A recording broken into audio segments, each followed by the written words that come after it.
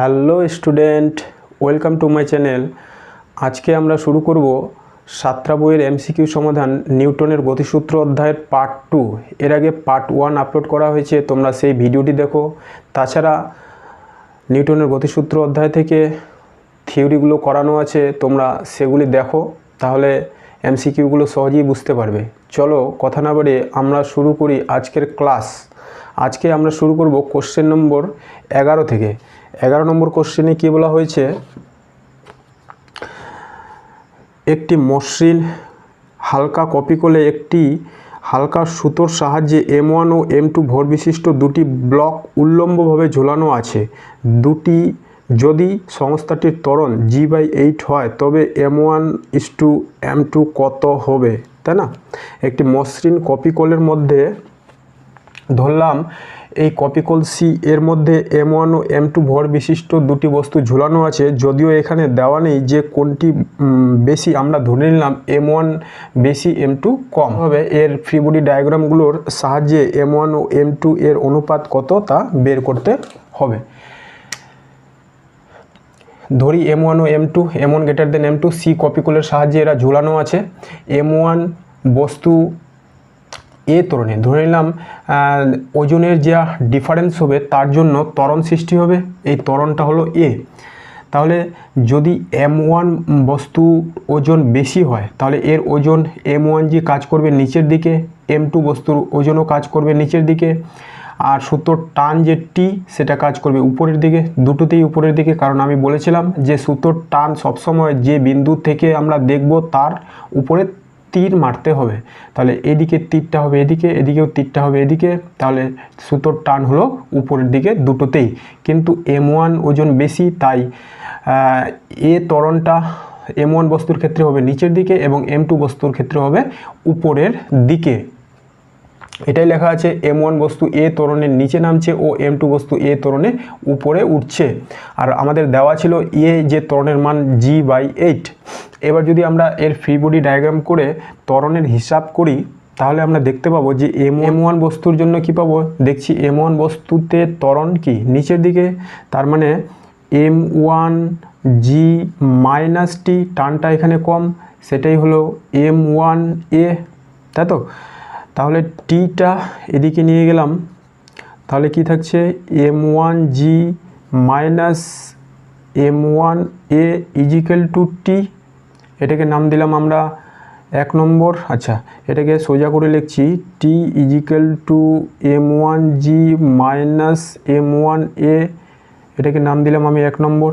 আর M2 বস্তুর জন্য যদি হিসাব করি তাহলে M2 বস্তুতে ত্বরণ উপরের দিকে, তার মানে টানটা বেশি। তাহলে আমরা কি লিখব, T - M2G = M2A। এখানে T = আমরা পেয়ে যাব M2A + M2G, এটাকে নাম দেব আমরা 2 নম্বর। 1 ও 2 থেকে আমরা টানগুলোকে সমান করলে কি পেয়ে যাব, 1 ও 2 থেকে 1 ও 2 থেকে আমরা কি পেয়ে যাব, M1G - M1A = M2A + M2G। এবারে আমরা এটাকে এদিকে নিয়ে আসি, তাহলে M1G - M2G = M2A + M2A, আর এটা হয়ে গেল M1A। এখান থেকে আচ্ছা, তারপরে আমরা কি করব, এখান থেকে G কমন নিলাম, আর এখান থেকে M2 + M1, এখান থেকে A কমন নিলাম, ঠিক আছে?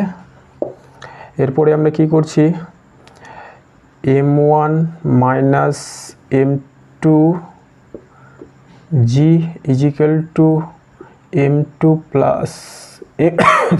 M1A এর মান G/8 আমরা বসাই দিব, G/8। এটা G কেটে গেল, তাহলে কি থাকছে, এই 8 দিয়ে এটাকে গুণ করে দিই, 8 M1 - 8 M2 = M2 + M1। এরপরে আমরা কি করব, এই M1কে এদিকে নিয়ে আসি, 8M1 মাইনাস M1 আর M2 প্লাস 8M2, তাহলে কি পেয়ে যাচ্ছি 7M1 ইজিক্যাল টু 9M2। অতএব আমরা লিখতে পারি যে M1 by M2 is equal two 9/7 সমান সমান 9:7। তাহলে M1 ও M2 এর অনুপাত আমরা পেয়ে গেলাম, কত হচ্ছে 9:7। এটা অপশান বি, তাই তো, এটা অপশান বি, এটা হচ্ছে অপশান বি। কোশ্চেন নম্বর 12, 12 নম্বর কোশ্চেনে কী বলা হয়েছে, ভি গতিবেগে মসৃণ অনুভূমিক লাইনে চলমান একটি লম্বা ট্রলির এক প্রান্তে একটি শিশু দাঁড়িয়ে আছে। শিশুটি ইউ গতিবেগে ট্রলিটির অন্য প্রান্তের দিকে চলতে আরম্ভ করলে সংস্থাটির ভরকেন্দ্র যে বেগে গতিশীল হবে তা হলো, ভি বেগে মসৃণ অনুভূমিক লাইনে একটা চলমান লম্বা ট্রলির এক প্রান্তে শিশু দাঁড়িয়ে আছে, তাই তো। এটা হচ্ছে কোশ্চেন নম্বর 12। ধরলাম যে আমাদের একটা লম্বা ট্রলি, এটা একটা লম্বা ট্রলি, এইখানে আমাদের একটা শিশু দাঁড়িয়ে আছে।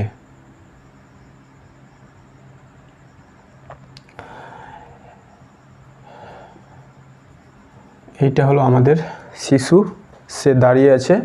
ট্রলি এর গতিবেগ হচ্ছে ভি এবং শিশু ট্রলির এক প্রান্ত থেকে অন্য প্রান্তে ইউ গতিবেগে যাবে। এবার আমাদের বের করতে হবে কি, বের করতে হবে যে ট্রলির ভরকেন্দ্রের কি পরিবর্তন হবে। এখানে দেওয়া আছে ট্রলির বেগ দেওয়া আছে ভি, আর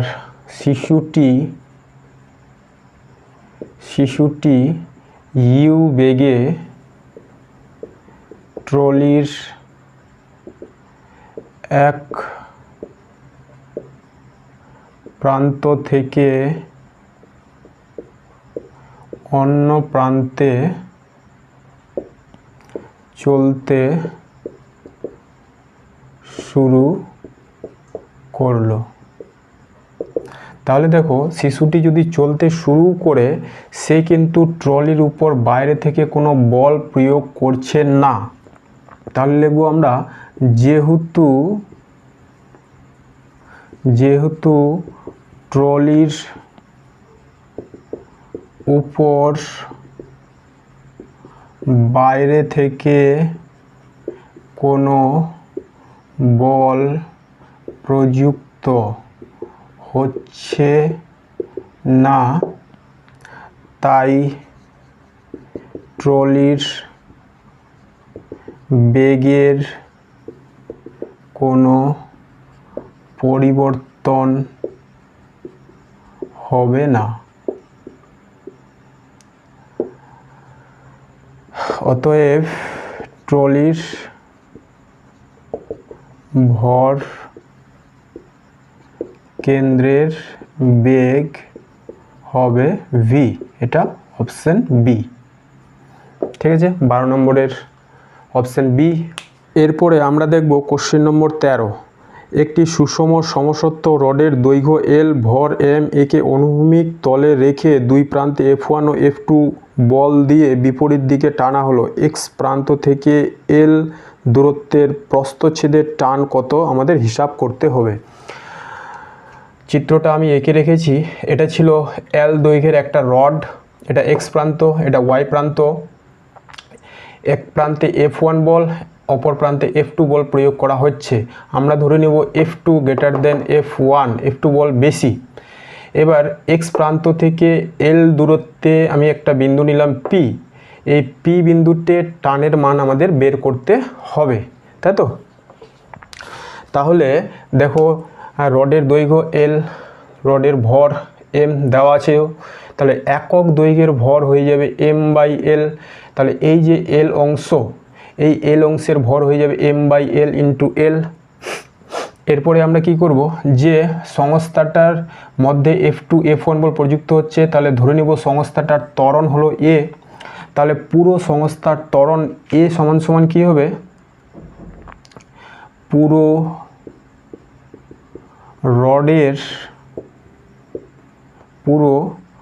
রডের জন্য আমরা লিখতে পারি F2 minus F1 is equal two রডের ভর F ইজিক্যাল টু MA তাই তো, এটাকে আমরা নাম দিলাম 1 নম্বর সমীকরণ। এই বিন্দুতে ধরলাম টান এই দিকে প্রযুক্ত হচ্ছে, তাহলে এই টান এর জন্য এই এদিককার অংশটাতে ত্বরণ হচ্ছে, যেটা ত্বরণের মান A। তাহলে এই টান বা বল প্রযুক্ত হচ্ছে বলেই এই দিককার অংশটা সামনের দিকে যাচ্ছে, তাই তো। তাহলে আমরা x প্রান্ত থেকে L দূরত্বে P বিন্দুতে টান T হলে লিখব যে এই টান এই দিকে প্রযুক্ত হচ্ছে, কিন্তু এর বিপরীত দিকে তো F1 বলও প্রযুক্ত হচ্ছে, তাই টান থেকে এই বলটা মাইনাস হবে, তারপরেও বস্তুটা এ ত্বরণ সহ গতিশীল হবে। তাহলে আমরা কি লিখব যে T মাইনাস F1 এটাই হচ্ছে F নেট। T এদিকে প্রযুক্ত হচ্ছে আর F এদিকে প্রযুক্ত হচ্ছে, সেটাই হলো F নেট। সেটা এই অংশের ত্বরণ সৃষ্টি করবে। এই অংশের ভর কত? ভর আমরা বের করেছি m/l স্মল l, আর ত্বরণ কত? ত্বরণ A। এবার 1 নম্বর সমীকরণ থেকে আমরা যদি ত্বরণের মান বের করে নিই, তাহলে এদিকে আমি করে নিচ্ছি যে অতএব ত্বরণ A is equal two F2 minus F1/m, তাই তো। এখান থেকে এই মানটা আমরা এখানে বসিয়ে দিব, তাহলে আমরা কি পেয়ে যাব m/l small l F2 minus F1/m, এই m কেটে যাবে, তাহলে এখানে থাকছে small l by capital L F2 minus F1। এটাকে যদি গুণ করে দিই তাহলে থাকছে F2 L1/L minus F1 L/L। তাহলে T সমান সমান আমরা কি পেয়ে যাব? এই F1টাকেও আমরা ওই পারে নিয়ে যাব, কারণ আমরা টানটাই তো বের করব। তাহলে হচ্ছে F2 L/L minus F1 L/L plus F1, বা আমরা লিখতে পারি F1টাকে প্রথমে নিয়ে আসলাম F1 minus FL/L plus F2 L/L সমান সমান আমরা কি লিখব? F1 যদি কমন নিয়ে নিই, এখানে F1 1 মাইনাস L/L, এটা capital L plus F2 L/L। আচ্ছা, তাহলে এটা হয়ে যাচ্ছে F1 L minus small l by capital L plus F2 L/L। এটাই হচ্ছে আমাদের টানের মান। তাহলে দেখো কোন অপশানের সঙ্গে মিলছে? 11 না, এটা 13 F1 L minus L F2, হ্যাঁ অপশান বি, তাই না? 13 অপশান বি। নম্বর 14, এরোপ্লেনের মধ্যে একটি ব্যক্তি স্প্রিং তুলাযন্ত্রের সাহায্যে একটি বস্তুর ওজন পরিমাপ করছেন। এরোপ্লেনটি স্থির অবস্থা থেকে খাড়া উপরের দিকে ক্রমাগত উঠতে থাকলে স্প্রিং তুলাযন্ত্রের পাঠের কীরূপ পরিবর্তন হবে? বৃদ্ধি পাবে, হ্রাস পাবে? প্রথমে বৃদ্ধি পাবে, তারপর হ্রাস পাবে, না অপরিবর্তিত থাকবে? এটা লিফটের কনসেপ্ট ব্যবহার করলে হয়ে যাবে। আমরা কি করব? 14 নম্বর, ধরি বস্তুর যে ভর ছিল সেটা m ধরে নেব। তাহলে যখন বস্তুকে এরোপ্লেনের মধ্যে পরিমাপ করা হবে সেই ক্ষেত্রে কি করব, যে বস্তুর ওজন mg সেটা হবে নিচের দিকে, তাই তো? বস্তুর ওজন নিচের দিকে ক্রিয়াশীল।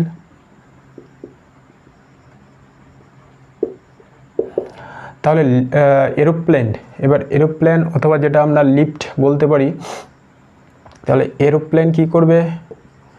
এরোপ্লেন বস্তুর উপর লম্ব বল n প্রয়োগ করবে। যেহেতু বস্তুটা এরোপ্লেনের উপর ছিল তাই লম্ব বল n প্রয়োগ করবে। এরপরে যদি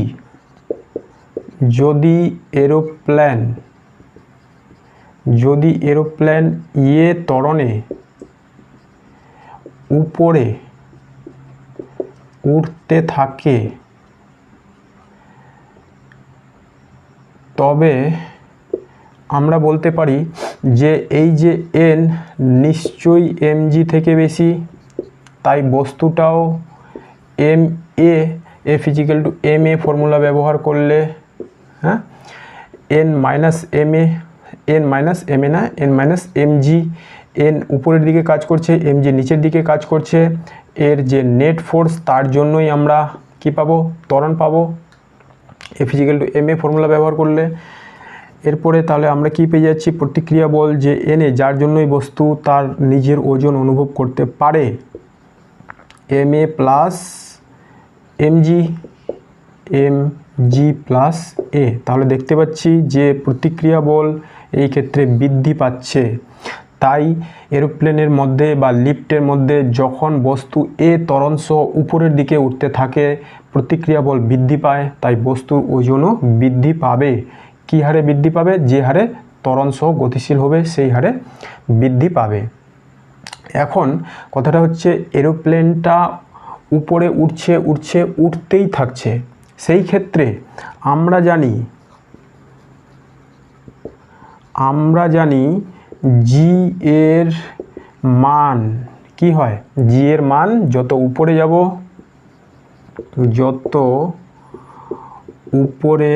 যাব ক্রমশ কমতে থাকবে, তাই তো? উপরের মান, জি এর মান উপরেও গেলেও কমে, নিচে গেলেও কমে। তাহলে প্রথমে যে n = mg প্লাস a হয়েছিল, এখন যা মান পাবো যত এরপরে উপরে উঠতে থাকবে জি যেহেতু কি হবে? কমবে, তাই n এর মানও কমবে। তাহলে প্রথমে আমাদের ওজন বাড়বে, তারপরে জি এর মান কমে যাওয়াতে বস্তুর ওজন ধীরে ধীরে কমবে। তাই 14 অপশন সি, এটা হবে অপশন সি, প্রথমে বাড়বে তারপরে কমবে। পরে আমরা চলে যাব কোশ্চেন নম্বর 15। এখানে একটা চিত্র দেওয়া আছে, যে সেই চিত্রে একটা কপিকলের সাহায্যে m1 ও m2 ভরের দুটি বস্তু ঝুলছে। বস্তু দুটির ত্বরণ বের করতে হবে। ত্বরণ কত হবে তা বের করতে হবে। চিত্রটা ছিল এরকম, যে সি কপিকলের সাহায্যে 10 কেজি ভরের একটা বস্তু এবং 6 কেজি ভরের একটা বস্তু ঝুলছে। এই ক্ষেত্রে তাহলে 10 কেজি ভরের ওজন নিচের দিকে, 6 কেজি ভরের ওজনও নিচের দিকে, 10 কেজি বস্তুর ভরের উপর টান, এখানে দুটি টান উপরের দিকে হবে। টান বের করা আমরা শিখেছি। তাহলে যদি m1 > m2, তাই না? এটা 10 কেজি, এটা 6 কেজি। এরপরে দেখো যে ত্বরণটা আমরা ধরে নিব উভয় বস্তুর ক্ষেত্রেই। তাহলে যদি m1 > m2 হয়, তাহলে m1 বস্তুর ত্বরণ নিচে হবে। m1 বস্তু ত্বরণে কোন দিকে নামবে? নিচের দিকে। আর a2 বস্তু যদি হালকা হয় তাহলে সেটা ত্বরণে উপরের দিকে যাবে, কিন্তু ত্বরণটা সমান হবে, তাই তো? m2 বস্তু ত্বরণ সহ উপরে উঠবে। এবার আমরা এর ফ্রি বডি ডায়াগ্রাম করে অঙ্কটা সমাধান করব। আমাদের বের করতে বলেছে এর মান কত। ঠিক আছে। তাহলে M1 বস্তুর ক্ষেত্রে কি হবে, M1 বস্তু এ ত্বরণ সহ নিচে নামছে, তাহলে M1 জি নিশ্চয়ই বেশি হবে। তাহলে আমরা লিখব M1G মাইনাস টি ইজিক্যাল টু M1A। ওকে, আর এখান থেকে আমরা টি বের করতে পারি, M1G minus M1A is equal two টি, এটাকে 1 নম্বর নাম দিলাম। আর M2 বস্তুর ক্ষেত্রে ত্বরণ সহ উপরে যাচ্ছে, তাহলে কি হবে, টি minus M2G is equal two M2A। এরপরে এই টি এর মান আমরা এখানে বসিয়ে দিব, তাহলে আমরা কি পেয়ে যাব, M1G minus M1A minus M2G is equal two M2A। আমরা কি বের করব, ত্বরণ, তাই তো। তাহলে এটাকে এদিকে নিয়ে যাই, আমরা এবার পেয়ে যাচ্ছি M1G minus M2G is equal two M2A plus M1A। এর পরের লাইনে আমরা কি করব, M1 মাইনাস M2G কমন নিয়ে নিলাম, এখানে থাকছে M1 প্লাস M2A। ওকে, তাহলে দেখো A সমান সমান আমরা কি পেয়ে যাব, A সমান সমান আমরা পেয়ে যাব এটা ডিভাইডেড বাই এটা, তাহলে M1 minus M2G by M1 plus M2। এবার সবগুলোর মান আমাদের জানা আছে, তাই তো। M1 এর মান কত, 10, M2 এর মান কত, 6, M1 এর মান কত, 10, M2 এর মান কত, 6, G এর মান কত, 10 ধরে আমরা করছি, ওর উপরে হচ্ছে বিয়োগ করে 4 ইন্টু 10 বাই 16, তাহলে হয়ে গেল কত, 40 বাই 16। 40কে 16 দিয়ে ভাগ করে দিচ্ছি, 16 দুগুণি 32, 8 দশমিক নিলে 0, 16 পাঁচে 80, তাহলে কেটে গেল 16 পাঁচে 80।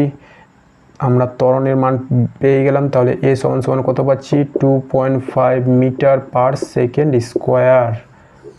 ওকে, তাহলে 15 নম্বরের কোন অপশানের সঙ্গে মিলবে, 15 2.5 15C, 15C। ওকে, তাহলে সময়ের অভাবের কারণে আজকের ক্লাস এখানেই শেষ করছি। এর পরের পার্ট খুব শীঘ্রই আপলোড করা হবে। যদি চ্যানেল ভালো লাগে তাহলে চ্যানেলকে সাবস্ক্রাইব করো।